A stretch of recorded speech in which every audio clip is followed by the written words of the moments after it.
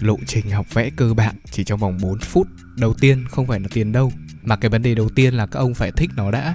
Bởi nếu mà không thích thì học được một thời gian sẽ chán ngay, lại còn nản nữa.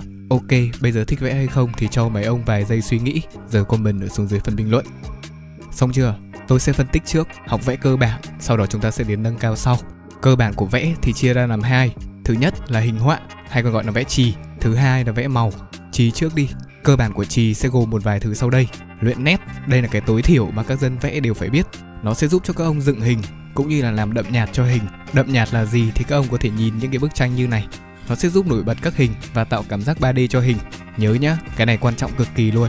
Để mà tập thì mỗi ngày các ông bỏ ra 20 đến 30 phút để ngồi luyện đan gạch gạch. Lúc đầu sẽ thưa, sau kiểm soát được nó thì nét nó sẽ đều và gọn gàng hơn.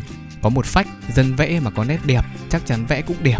Cái này tôi bịa ra đấy, không biết có đúng hay không. Xong phần nét, chuyển sang bắt đầu vẽ những cái hình như thế này. Đây gọi là những cái hình cơ bản mà dân vẽ lúc đầu ai cũng phải vẽ qua ít nhất là vài lần. Cái này thì tôi sẽ gọi là khối cầu, khối hộp, khối trụ, vân vân. Tại sao phải vẽ mấy cái khối như thế này? Để tôi trả lời cho. Tất cả những cái hình dạng, sự vật, hiện tượng trong cuộc sống ngày nay đều có cấu tạo từ những cái hình cơ bản. Ví dụ, một cái cốc nó có cấu tạo giống như khối trụ, quả táo có cấu tạo giống khối cầu. Mỗi tội là cái khối cầu này bị biến dạng đi thôi. Vẽ nhiều và nắm chắc kiến thức về khối thì sẽ giúp cho các ông hiểu rõ hơn, phân tích về các hình mà các ông muốn vẽ một cách dễ dàng và đơn giản nhất. Nó sẽ là nền tảng để mà các ông vẽ được lên những cái thứ nâng cao khác sau này. Đấy sẽ là cơ bản của môn chì. Còn đối với màu, các ông sẽ đi từ cái cơ bản nhất của màu. Đó là học cách nhận biết màu. Màu nóng, màu lạnh, màu sáng, màu tối. Nhận biết thôi là chưa đủ, còn phải biết pha màu nữa. Cái này thì không cần đòi hỏi là các ông phải pha như cái màu cao siêu, kiểu mấy cái màu mà trộn giữa 4 đến 5 màu với nhau hay là nhiều hơn chẳng hạn, mà các ông sẽ học pha những cái màu cơ bản nhất trong cái vòng tròn màu này. Tuy nhiên là mỗi loại màu sẽ có những cái công thức pha khác nhau. Giả sử như màu acrylic thì các ông chỉ đơn giản là trộn nó với cả nước. Còn màu bột dạng hạt như thế này thì phải trộn thêm cả keo nữa. Keo ở đây hay còn gọi là hồ á, để tăng độ kết dính. Sơn dầu thì có thể vẽ trực tiếp, hoặc nếu mà muốn làm loãng màu thì có thể dùng xăng hoặc là dùng dung môi đều được. Xăng ở đây thì phải là một loại xăng đặc biệt nhá, không phải là dùng xăng ô tô hay là xe máy đâu. Mình thì không biết là có dùng được hay không, nhưng mà mình đoán thế. Nhớ là khi mà học màu thì phải học cách tô màu đấy nhá. Khi mà nắm được hết tất cả những cái thứ cơ bản rồi thì mình sẽ chuyển lên vẽ những cái thứ nâng cao hơn. Ví dụ từ cơ bản chì mà muốn lên chân dung thì mình sẽ tìm hiểu những cái gì mà nó thuộc về cơ bản của chân dung. Ví dụ ở đây sẽ là cấu trúc của tượng, nghiên cứu về tỷ lệ khuôn mặt con người.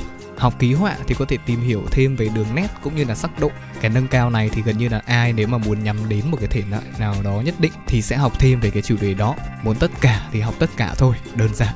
Còn đối với màu thì các ông có thể học thêm những cái kỹ năng cao siêu cấp VIP Pro hơn, như trong thể loại vẽ phong cảnh bằng màu chẳng hạn, hay là sử dụng những cái chất liệu khó hơn, ví dụ như màu nước hay là màu marker, màu gì nữa nhỉ? Chịu, vân vân mây mây. Nói là cơ bản thôi, nhưng mà để thành thục và làm được hay không ấy thì nó còn dựa vào khả năng nhận thức và niềm yêu thích, cũng như là sự cố gắng của mấy bố. Và phải chăm, ham học hỏi.